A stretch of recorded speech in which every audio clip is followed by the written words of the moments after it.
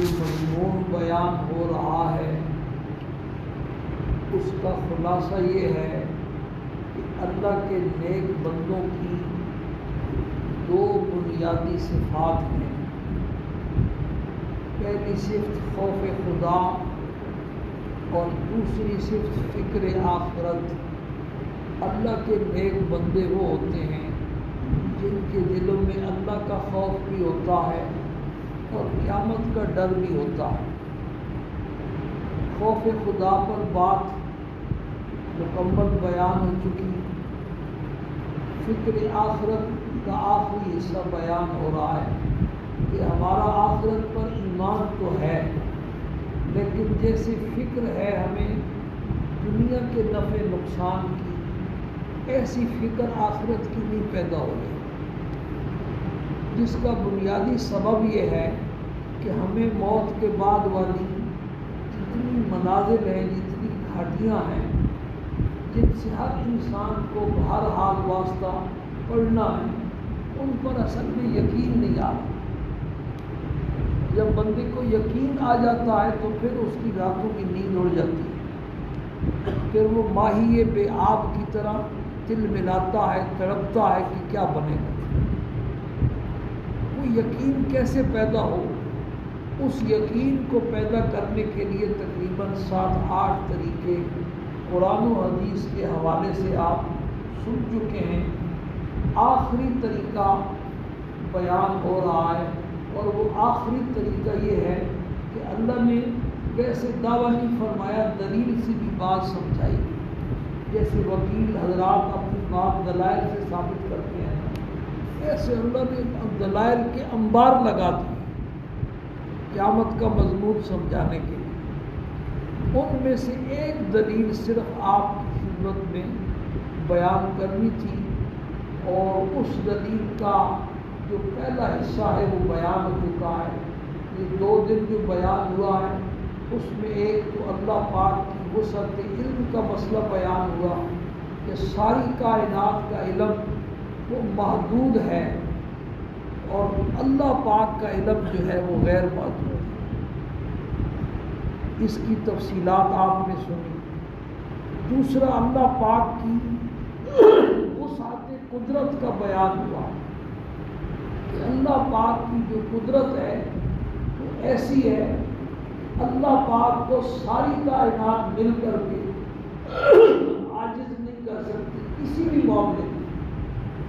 یہ ہم سب کا مشاہدہ اور تجربہ ہے، اور پوری کی پوری دنیا کی تاریخ، بادشاہوں کی تاریخ اس پر گواہ ہے، قرآن و حدیث اس پر گواہ ہے، سابقہ انبیاء کی ہسٹریاں اور ان کی تاریخیں اس پر گواہ ہیں کہ ساری کائنات مل کر کے اللہ کو عاجز نہیں کر سکتی، اور اللہ نے جب چاہا، جس وقت چاہا، سب کو عاجز کر دیا اور بے بس کر دیا۔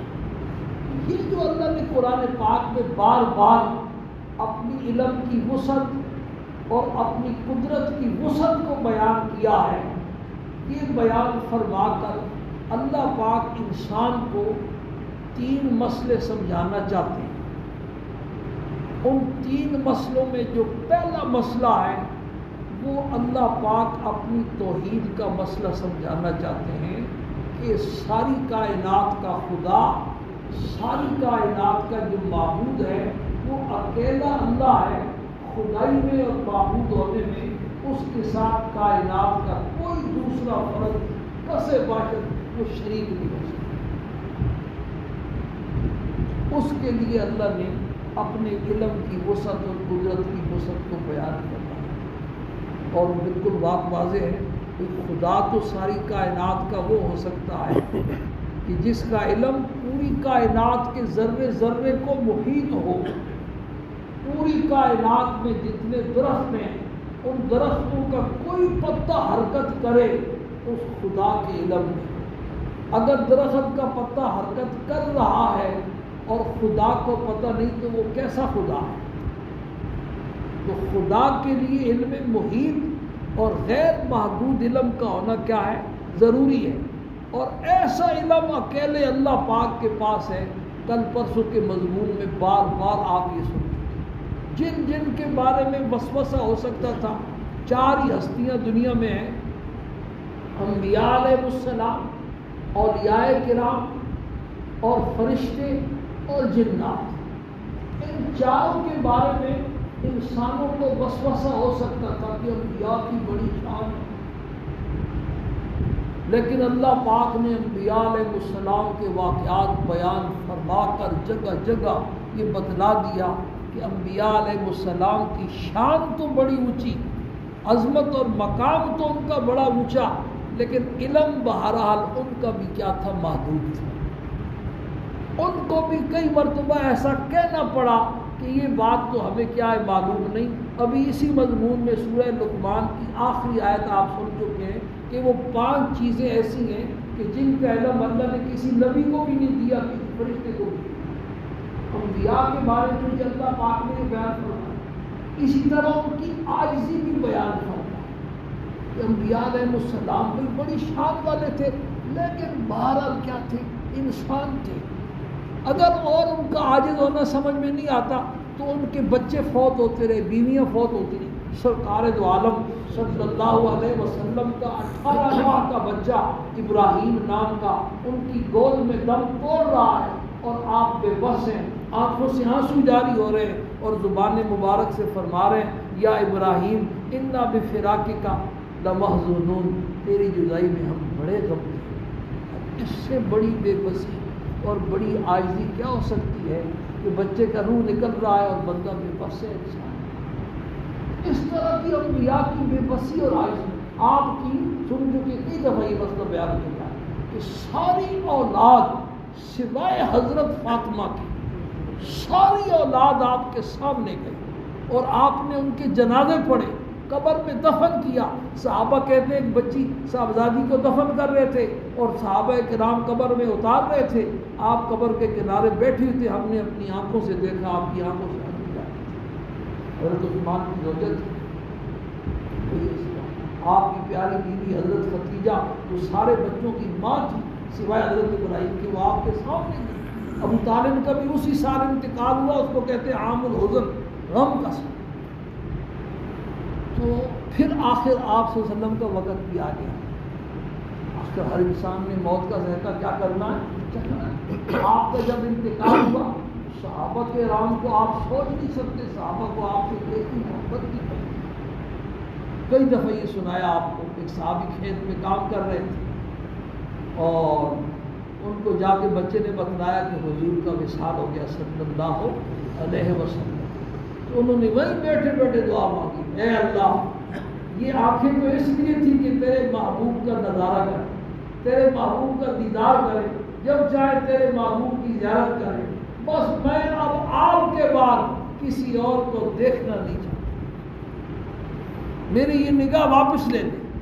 دعا قبول ہوئی اور نگاہ چھین لے، اے جلوہ جانانہ تاب نظر، میں کوئی محفل نہ دیکھوں تیری اس محفل کے۔ آپ کے بعد بھی صحابہ کے بعد بھی ایسے آج کے گزرے تھے۔ حضرت تھانوی رحمۃ اللہ علیہ نے ایک واقعہ لکھا ہے، حافظ محمد عظیم پشاوری تھے، ان کے پوتے حضرت تھانوی رحمۃ اللہ کی خانقاہ میں کسی موقع پر آئے تھے۔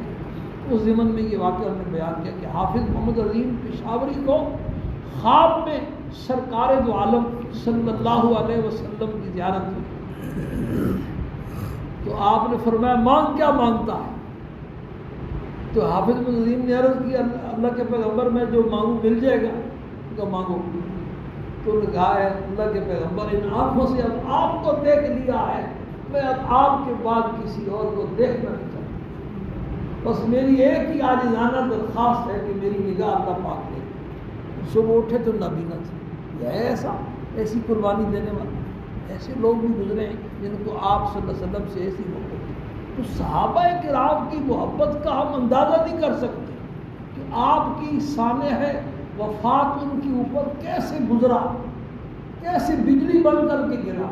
حضرت عمر فاروق جیسا مضبوط آدمی وہ بھی برداشت نہیں کر سکا، انہوں نے تلوار ہاتھ میں لی تھی، جو یہ کہے گا میں اس کی گردن اڑا دوں۔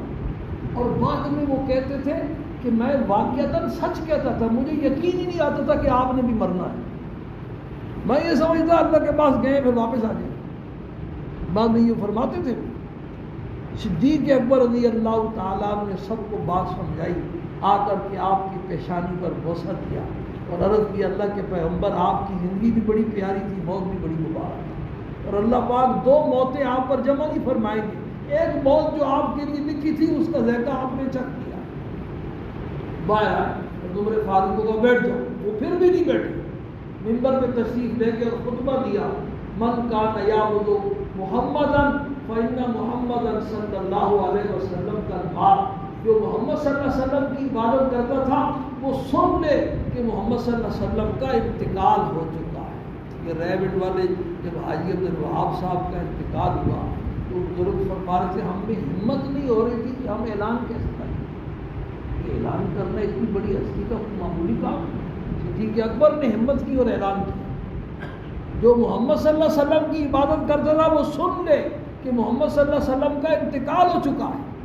ومن کان یعبد اللہ فإنہ حی لا یموت، اور جو اللہ کی عبادت کرتا تھا وہ بھی سن لے کہ اس کا معبود زندہ ہے، ہمیشہ زندہ رہے گا، کبھی اس کو موت۔ سبحان اللہ۔ اس کے بعد غزوہ احد کے موقع پر آپ صلی اللہ علیہ وسلم کے ایک ہمشکل صحابی تھے مصعب ابن عمیر رضی اللہ تعالیٰ عنہ، وہ شہید ہو گئے، تو شیطان خبیث نے یہ افواہ پھیلا دی کہ حضور شہید ہو گئے، صحابہ کرام ہمت ہار بیٹھے، اس پر جو آیت اتری تھی صحابہ کی تسلی کے لیے، وہ آیت صدیق اکبر نے پڑھ کے سنائی کہ قرآن سورہ نساء میں کہتا ہے وما محمد الا رسول، محمد صلی اللہ علیہ وسلم اللہ کے سچے پیغمبر ہیں، قد خلت من قبلہ الرسل، آپ سے پہلے بھی کئی پیغمبر دنیا میں آئے اور اپنا وقت گزار کے چلے گئے، افإن مات او قتل، کیا اگر آپ کا انتقال ہو جائے یا آپ کو شہید کر دیا جائے تو انقلبتم علی اعقابکم، تم اپنی ایڑیوں کے بل کفر کی طرف واپس لوٹ جاؤ گے، ومن ينقلب علی عقبیہ فلن یضر اللہ شیئا، جو بھی مرتد ہوگا وہ اللہ کا کچھ نہیں بگاڑ سکتا۔ یہ آیت صدیق اکبر نے منبر کے اوپر قرآن کی جب پڑھی، صحابہ کہتے ہیں کہ ہم سمجھے آج نازل ہوئی، ہمیں تو پتہ ہی نہیں تھا اس آیت کا۔ مجمع جب منتشر ہوا تو ہر ایک صحابی کی زبان پر یہ آیت جاری تھی وما محمد الا، تو عرض کرنے کا مطلب یہ کہ عاجز ہونا سمجھ میں نہ آئے تو ان واقعات سے اللہ نے کیا سمجھایا، ابھی عاجزی سمجھایا، بچے فوت ہو رہے، بیویاں فوت ہو رہی ہیں، چچا شہید ہو رہا ہے، لیکن پیغمبر بے بس ہے، کر کچھ نہیں سکتا۔ پھر اپنا جب وقت آیا تو پھر بھی پیغمبر کیا ہے، بے بس ہے، کچھ کر نہیں سکا۔ 1,24,000 انبیاء علیہ السلام سب کے ساتھ ایسے ہی ہوئے۔ موسیٰ علیہ السلام کے پاس ملک الموت آئے انسانی شکل میں، پوچھا کون ہو، تو عرض کہ میں ملک الموت ہوں اور آپ کی جان نکالنے آیا۔ موسیٰ علیہ السلام نے ایک تھپڑ لگایا، یہ بخاری شریف کی حدیث ہے بھائی، قصہ نہیں، بخاری شریف کی سچی حدیث ہے، ایسا تھپڑ لگایا جلالی کہ اس کی ایک آنکھ ضائع ہو گئی۔ فرشتہ جب انسانی شکل میں آتا ہے تو اس کی طاقت بھی انسانوں والی ہے۔ ملک الموت واپس گئے اور عرض کیا اللہ آج تو آپ نے جس بندے کے پاس بھیجا ہے وہ تو آنا ہی نہیں چاہتا، اس سے پہلے تو کبھی ایسا نہیں ہوا۔ اللہ نے فرمایا کہ آپ نے صحیح بات نہیں کی، اپنا پورا صحیح تعارف کرو اور جا کر کے صحیح طریقے سے بات کرو، میرا پیغمبر میرے پاس نہ آنا چاہے، جاؤ جا کے موسیٰ علیہ السلام کو بولو کہ آپ بیل کی پشت کے اوپر ہاتھ رکھیں، آپ کے ہاتھ کے نیچے جتنے بال آئیں گے ہم آپ کی عمر میں اتنے سالوں کا اضافہ کریں۔ ملک الموت پھر آیا اور آ کر کے یہ پیغام سنایا کہ موسیٰ علیہ السلام نے پوچھا اس کے بعد پھر کیا ہوگا جب اتنے سال گزر جائیں گے، تو ملک الموت نے کہا پھر موت، 100 سال بھی کوئی جیے گا تو پھر بھی موت ہے۔ تو موسیٰ علیہ السلام نے فرمایا کہ میں پھر ابھی تیار ہوں، سنتے پھر اسی وقت ان کی جان نکل۔ تو بھائی اللہ پاک نے ایک تو انبیاء علیہ السلام کے واقعات بیان کر کے یہ بتلایا کہ ان کا علم جتنا بھی تھا ساری کائنات کے انسانوں کا علم مل کر کے ایک پیغمبر کے علم کے مقابلے میں اتنا بھی نہیں جتنا قطرہ ہوتا ہے سمندر کے مقابلے میں، لیکن پھر بھی ان کا علم محدود تھا۔ انہیں کئی مواقع میں کہنا پڑا کہ ہمیں یہ بات معلوم ہو نہیں، جیسا کہ آپ مضمون میں سن چکے ہیں۔ اور دوسرا انبیاء علیہ السلام کی عاجزی اللہ پاک نے بیان کی ہے کہ جو خدا ہوتا ہے ایک تو اس کا علم محیط ہوتا ہے، دوسرا وہ عاجز اور بے بس نہیں ہوتا، اور جو بے بس ہو جائے وہ خدا نہیں ہو سکتا۔ ایک تو انبیاء کے بارے میں وسوسہ ہو سکتا تھا، دوسرا اولیاء کے بارے میں بھی، اللہ کے جو نیک بندے ہیں ان کے بارے میں بھی کسی کو وہم ہو سکتا تھا کہ یہ پہنچی ہوئی سرکار ہے اور یہ اللہ کے ساتھ کئی خدائی میں شریک ہے۔ تو اللہ پاک نے اللہ کے نیک بندوں کے کئی واقعات بیان کیے، ان میں سب سے بڑا جو واقعہ ہے وہ کس کا ہے بھائی؟ اصحاب کہف 309 سال سوئے رہے، تو اگر وہ اس وقت خدا تھے تو 309 سال کائنات کا نظام کون چلاتا رہا؟ 309 نیند سے عاجز آ گئے، نیند سے کیا ہو گئے؟ بے بس ہو گئے، موت سے بھی عاجز آ گئے اس کے بعد، اور پھر نیند سے بھی کیا ہے؟ عاجز آ گئے۔ اور جو عاجز آ جائے وہ خدا نہیں ہو سکتے۔ جب سو کر کے اٹھے تو ایک دوسرے سے پوچھا کب لبس تم کتنا ٹھہرے ہو؟ تو 309 سال کو کہنے لگے لبسنا یوم بعض یوم، لگتا ہی ہے کہ ایک دن گزرا یا آدھا دن گزرا۔ پتہ چلا ان کا علم بھی کیا تھا بھائی؟ محیط نہیں تھا، محدود تھا، اور ان کی قدرت بھی نہیں تھی، محدود تھی، عاجز تھے اور بے بس تھے۔ نیند نے اور موت نے پھر اس کے بعد ان کا انتقال ہو گیا تکلیف۔ اسی طرح فرشتوں کے بارے میں بھی کسی کو وہم ہو سکتا تھا کہ فرشتوں کو اللہ نے بڑی طاقت دی ہے، فرشتوں کے بھی بے شمار واقعات اللہ قرآن میں بیان ہے۔ پہلی سورت میں سورہ بقرہ میں فرشتوں کا واقعہ بیان کیا کہ آدم علیہ السلام کو ساری چیزوں کے نام سے بلا دیے، فرشتوں کے سامنے پیش کر کے کہا چیزوں کے نام سناؤ، تو فرشتوں نے کہا سبحانک لا علم لنا الا ما علمتنا انک انت العلیم الحکیم، تیری ذات پاک ہے، ہمیں تو جو آپ سکھلاتے ہیں وہی آتا ہے اور تو کچھ آتا ہی نہیں۔ تو فرشتوں کا علم بھی کیا ہے بھائی؟ محدود ہے۔